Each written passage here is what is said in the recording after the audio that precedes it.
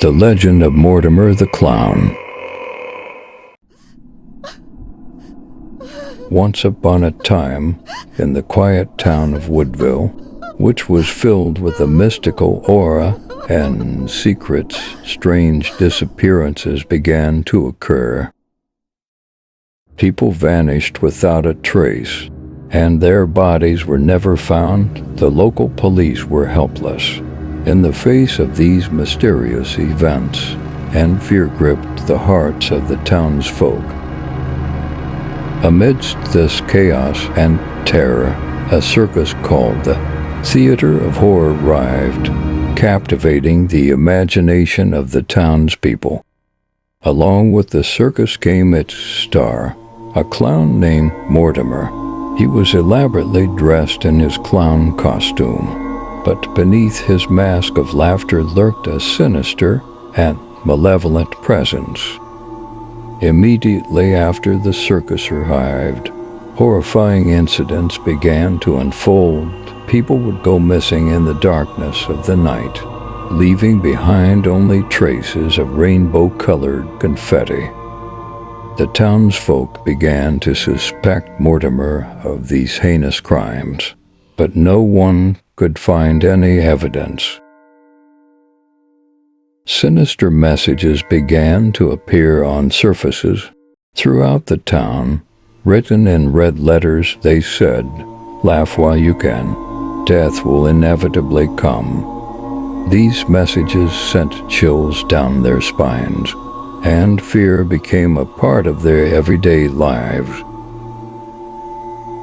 Mortimer became the symbol of fear and death for the entire town. He would emerge on the streets at night, maintaining his clownish demeanor, but in his eyes burned the soulless gaze of a remorseless killer. He would infiltrate homes, silently ascending the stairs on dark nights and vanish without a trace.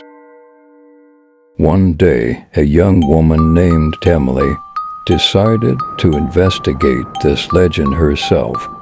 She understood the risks, but her desire to uncover the truth outweighed her fear. Emily embarked on her investigation and discovered chewed-up red threads near one of the houses. Venturing to the site late in the evening, Emily discovered a mysterious underground tunnel. On the eve of Halloween, she decided to take the risk and find out where exactly people were disappearing. The tunnel led to an underground chamber, dimly lit by tiny candles. She felt that something was amiss, but her desire to uncover the truth never left her. Suddenly, a gust of wind extinguished the candle, plunging her into darkness. As the light flickered back on, Emily witnessed a horrifying sight. The room was filled with corpses of those who had vanished without a trace. Inscriptions on the walls were written in blood, pointing to Mortimer as the perpetrator of these bloody murders. In a moment of paralyzing fear, Emily heard a faint footstep behind her. She turned around and saw Mortimer with a bloody smile on his face. He held a large knife, ready to conclude his macabre symphony. In the final moment, just as Mortimer swung his knife, a police commissioner who had long studied the legends of Mortimer appeared, coming to Emily's aid and stopping Mortimer before his final strike. The clown killer was captured, and the truth about his crimes came to light. Mortimer was tried and sentenced to life imprisonment, and the town of Woodville returned to a semblance of peace.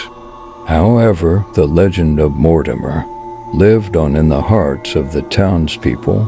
Even after his apprehension, someone continued to roam the streets of Woodville in a clown costume. It was the most terrifying aspect. There was no certainty, whether the killer was truly behind bars or if someone else was imitating his style.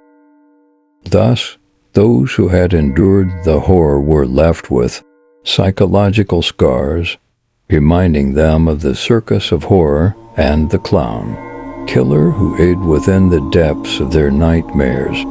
And though Mortimer was captured, his sinister shadow continued to loom over the town, waiting for his next victim.